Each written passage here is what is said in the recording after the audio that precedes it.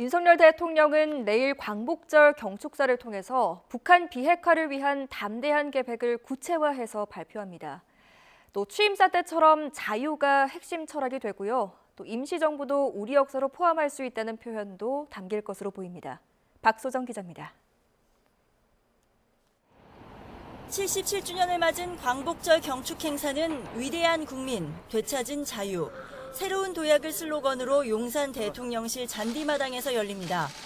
윤석열 대통령은 15분 분량의 경축사를 발표합니다.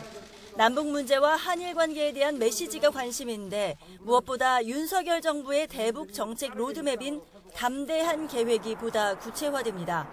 담대한 계획은 북한이 전향적으로 비핵화 조치를 취할 경우 그에 대한 보상으로 경제 협력과 안전 보장 등의 조치를 취한다는 구상으로 윤 대통령이 지난 5월 취임사에서 처음으로 언급했습니다.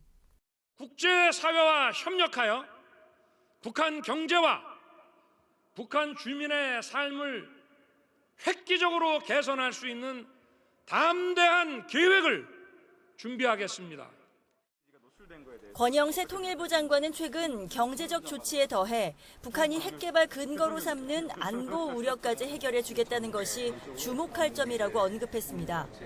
관계부처 조율과 전문가 의견 수렴 등을 거쳐 100일 동안 다듬어진 구상이 어떤 모습이 될지 시선이 쏠립니다. 윤 대통령은 한일 관계에 대해서는 미래지향적으로 풀어가겠다는 메시지를 내놓을 것으로 관측됩니다.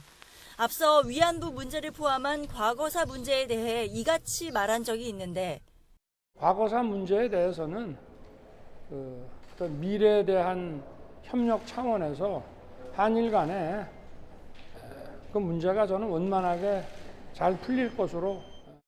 이번에도 미래 협력을 강조하면서 경색된 관계를 풀어가겠다는 의지를 내세울 것으로 보입니다. 이와 더불어 취임사 때 35차례나 강조했던 자유. 이번 경축사에서도 핵심 철학이 될 예정입니다. 대한민국 역사를 이승만 전 대통령의 제1공화국 수립 전으로 넓게 볼 수 있다는 표현도 담길 전망입니다. 임시정부도 우리나라 역사로 볼 수 있다는 내용으로 1948년 건국절 지정을 추진했던 과거 보수진영 역사관에서 벗어나 1919년 임시정부 적통을 앞세운 진보진영 주장까지 포괄하는 내용이라고 대통령실 관계자는 설명했습니다. YTN 박소정입니다.